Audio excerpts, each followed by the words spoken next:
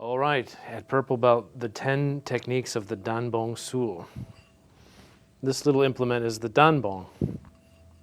Bong is a kind of catch-all term to mean stick, and we have different lengths of bong. Middle length bong we call jung bong. Full tall length just is bong. But this little wee one is the bong, so that prefix dan means short. Probably from duan. Duan is short in Chinese. Now, just as when we use any weapon, we always take a right side forward stance, and that is because when we have a weapon, the weapon is acting as our attack and our defense.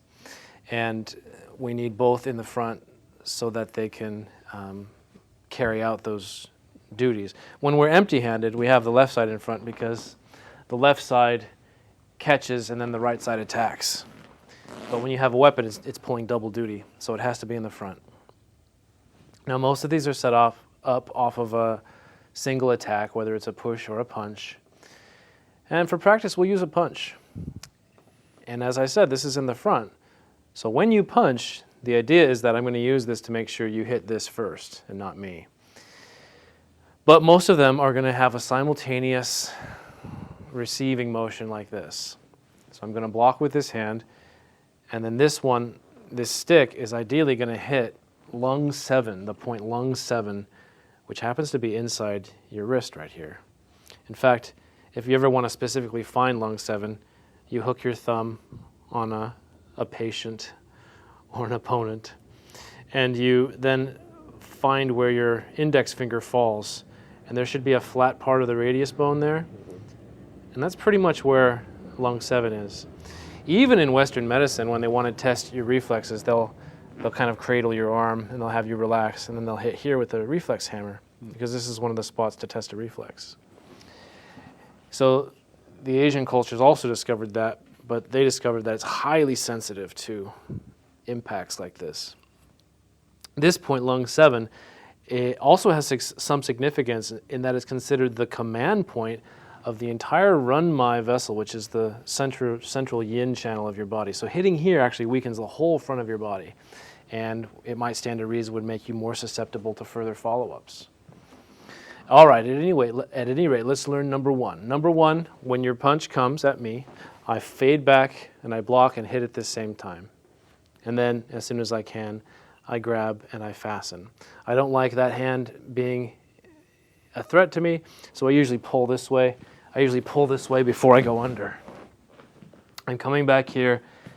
I bring this behind your back, and then, even though mostly we hold the Bong in the middle, for now, I'm going to choke down to the end of the Bong so that it becomes kind of a lever for me. And then I want to put the head of this just about next to your belly button, but let's say 3 inches to the right of your belly button. I'm going to lodge it right here against your midsection. I insert it back here, lodge it in that spot against the midsection, and then as you see, that gives me a little bit of control or play, and ultimately I want this, the way I'm holding it, to move forward like this. Forward like this. Not obliquely like this. Some people do it like this. Wrong. Make sure it goes up and over like a lever that you're flipping. And when I do that correctly, it should make you go forward. See, like that? They may or may not fall. Usually they don't fall. Usually that's not enough to make them fall. If it was this time, that's lucky, but usually that won't happen. They fall forward like this, and then we come to the side, and we hit the side of the head. Then we return to the middle, and with the butt of the stick, we hook here, and you'll see that I'm going to step back with my right foot at the same time as I pull with this, and then this is what brings you down. Then I'll slide my knee against your elbow, and then I can maintain a lock here while I still have this. Here we've actually secured, and this is a good resting position. Yeah, that's number one.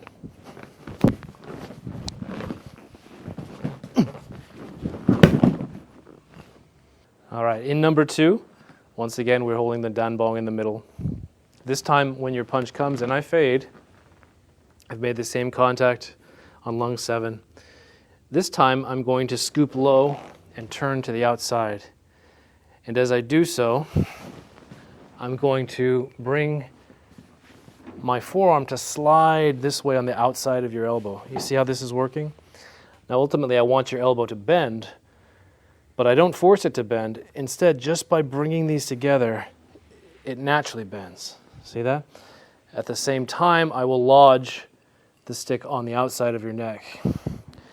Now the reason I introduced and mentioned this concept of the dragging and the bending is because some people think that the technique is accomplished by putting the stick on your neck and forcing the stick to make your neck move. But really that won't bring you down. It's this that does the job. And then this is just kind of a fastener or a fail-safe where it stays in place. But ultimately the real job of the technique is done here. So once it's connected, I move this, and this together. That brings you down to the outside. We maintain the lock there. Look how I slide this to my arm, connect here. With the stick in the crook of your elbow, I fold over and twist to the outside, and this causes a lock. So with this leverage in 3 points, moving the wrist obliquely, lodging the forearm against your elbow, and the little dan bong resting against your neck, for this final instance, I may put my knee on your face. Either way though, I'm going to slide the stick from the neck into the crook of the elbow, and then this hand is going to keep the pressure, but then leverage here. And still keeping the pressure on your hand with my forearm and elbow, I connect these together, and then I twist out.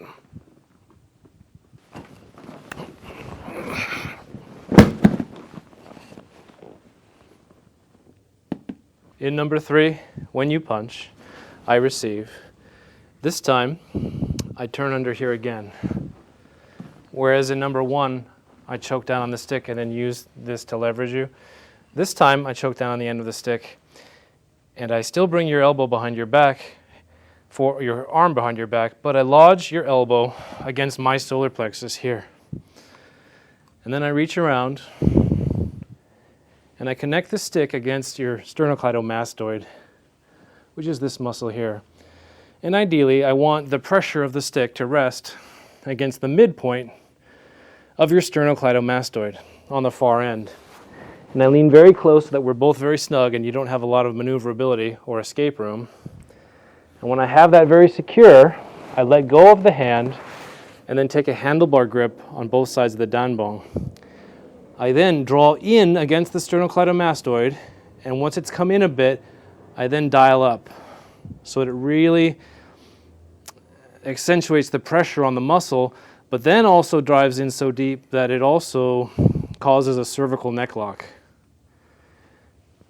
Maintaining the both, pulling in, I then turn to the back out the outside, and as you fall, you're below me.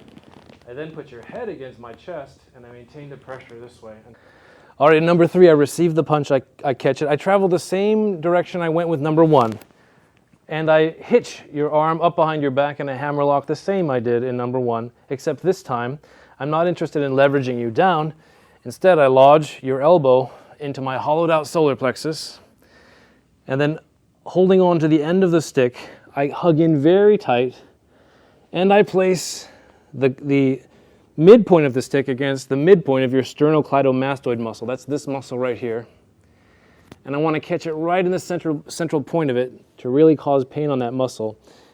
And I'm going to pull in and then dial up. Like so, in and then dial up, roll up really. And that's going to cause obviously the muscle to be paralyzed, but also it's going to drive in so deep that it causes a cervical neck lock to your vertebrae. I pull in, I hitch those, and then I step back with my left foot to bring you down to the side here. And as long as I'm above you, well out of the reach of your hands and on a knee, and your head against my body, I can still pull the same lock and technique and really maintain the cervical neck lock. Do you feel how it's not so much a choke, but actually a lock on your neck as I lean and pull? Yeah.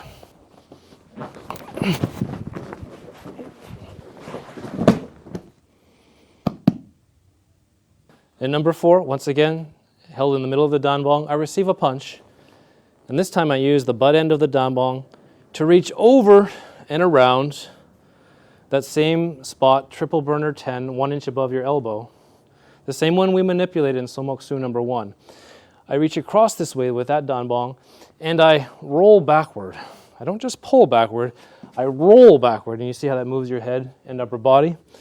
Having done so, I take advantage of the opportunity to knee, and then look what I do with my left hand. My left hand goes under your arm, slides up, grasps one end of the dan bong, and my right arm grasps the other, and then with two-hand pressure and your arm locked, I roll into that same triple burner 10 point and step back to bring down.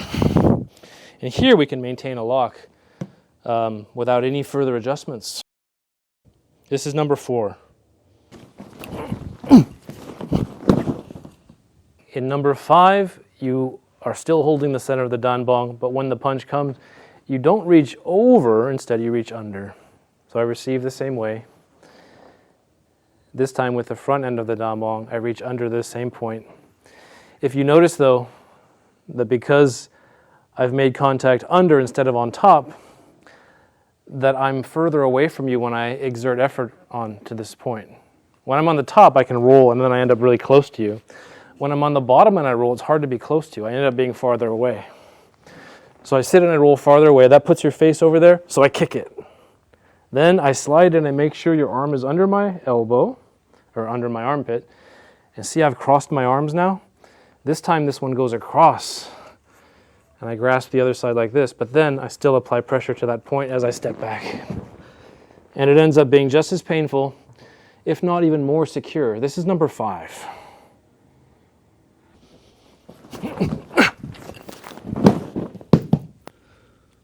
All right, now in number 6 of these dan bong, it actually isn't a Hapkido-based technique, it's a striking technique. So when the punch comes, we use a proper kamachigi, 1, 2, and then 3. Not clubbing, but projecting and having the impact hit the collarbone. Once I do that, I do a short jumping push kick. Once again, from this angle, kamachigi 1, 2, and the projection to the collarbone, followed by a short jumping front kick.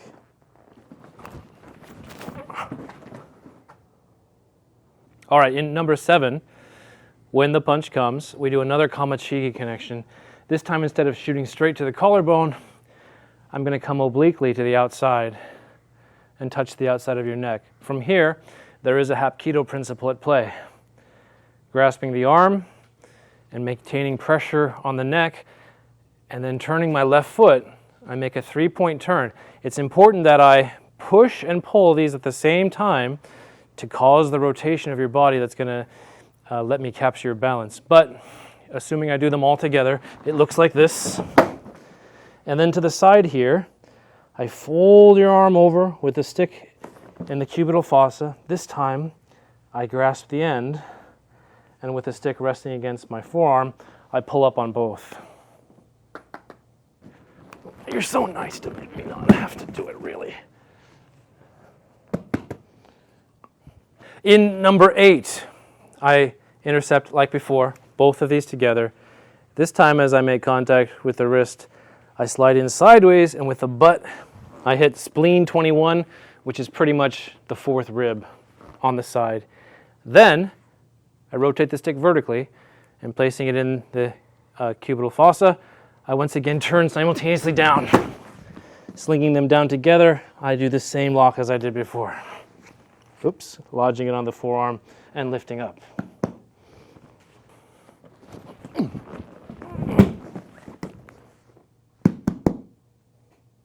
Number 9, when I receive the punch, I intercept with kamachigi. This time, with the top tip of the dan bong, I shoot straight in to the solar plexus, assuming you bend forward a little bit, and then move immediately up to the back of the shoulder and lay it on the trapezius. And then turning them both together, I roll and scoop the leg, turning your head under, and you see how you fall like that? Then, with my foot placed behind your head and my thigh against the inside of your arm, I attach the dan bong to the cubital fossa again, and then with the end of the stick on my own thigh, I turn out this way, which causes another lock.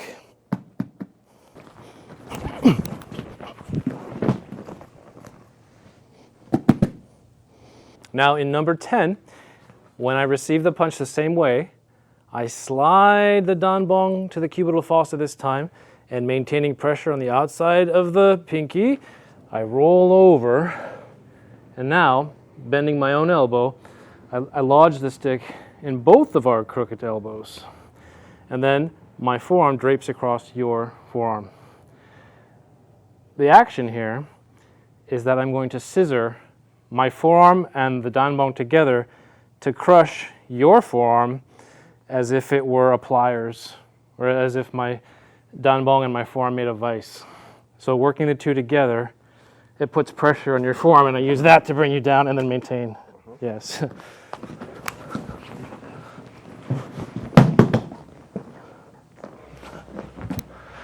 That's it, right? That's the... Yeah. Well, he said, yeah, it hurts. Okay. And we good.